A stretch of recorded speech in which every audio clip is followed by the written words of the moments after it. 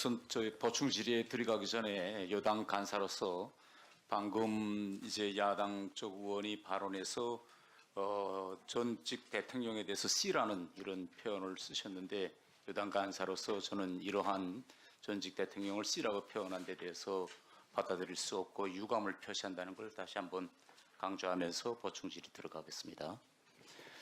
저 후보자님, 최근에 북한의 이제 전반적인 남북 정책과 그 다음에 대외적인 메시지에서 중요한 변화들이 일어나고 있습니다.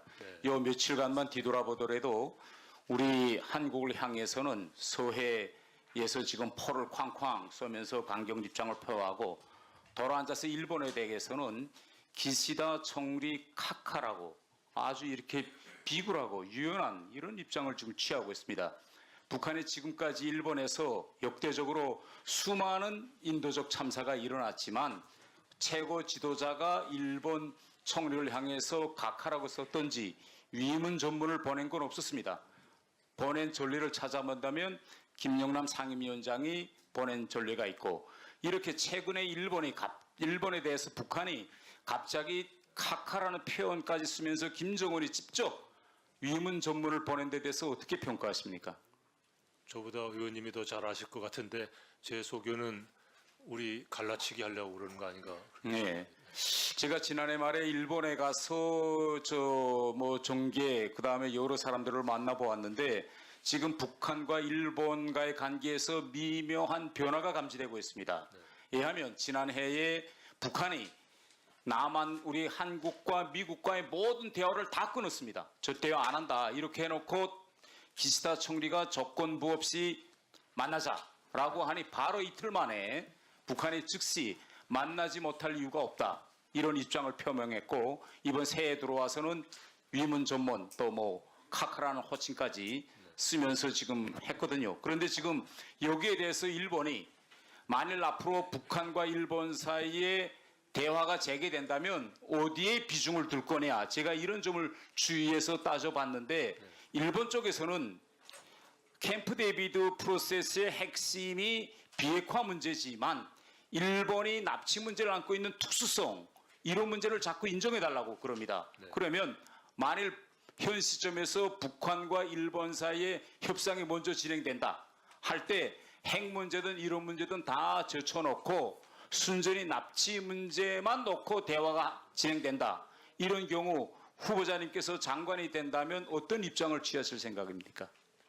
지금까지 한미 협의 추이와 관계에 비춰서 일본이 핵 문제를 제껴놓고 네. 납북자 문제만 처리할 것 같지는 않고요. 네. 또 설사 북한과 어떤 대화가 진행이 된다면 저희들하고 충분히 협의를 해가면서 할 것으로 저는 믿습니다. 네, 그래서 사전에 저는 우리 정부에서 일본에 충분한 사전 협의와 소통을 하면서 이러한 문제를 추진해야 된다는 점을 제가 강조해드리고 싶고 이 일본과의 FTA 문제에 대해서 좀 말씀드리겠습니다. 지금 일본과 FTA 협상이 중단된 지 한 몇 년 됐는가요?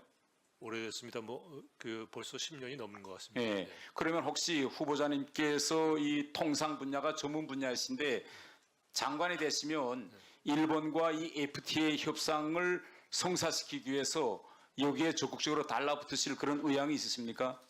그 문제는 통상 담당 주무부처가 판단할 문제지만 지금 한일 FTA, 양자 FTA보다는 TPP와 CPTPP라는 그런 지역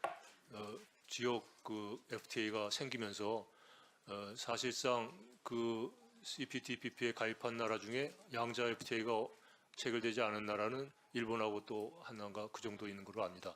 그래서 CPTPP라는 그런 큰 지역협력 FTA를 체결하면 한일 FTA 체결과 비슷하면서 또 플러스 알파적인 그런 효과도 있는 문제이기 때문에 한일 FTA 문제는 양자보다는 CPTPP 가입 문제로 환원돼서 검토돼야 될 사안이 아닌가 저는 그렇게 생각을 합니다. 올해 1월 1일부터 우리나라가 유엔 안보리에서 비상임 이사국으로 활동하게 됐습니다. 네. 지금 세 번째죠? 네. 그러면 지난번 비상임 이사국으로 활동할 때와 올해에 우리가 활동하는 데서 혹시 우리가 차별화돼서 중점적으로 우리가 두고 있는 어디다 방점을 두고 있는 그런 정책적 방향이 있는가요?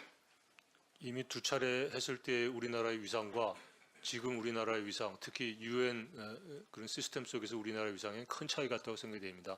과거 UN 안보리 활동은 거의 북한 문제에 치중된 그런 싱글 이슈에 매몰된 그런 외교였다면 그 두 차례의 비상임 이사국 경험이 우리의 UN 외교의 어떤 그 질을 향상시키는 그런 경험의 소중한 기회였고요.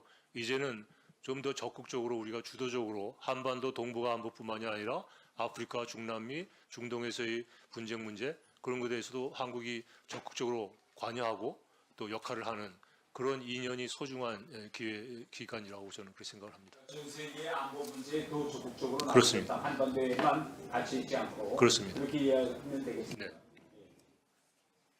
네. 예, 수고하셨습니다.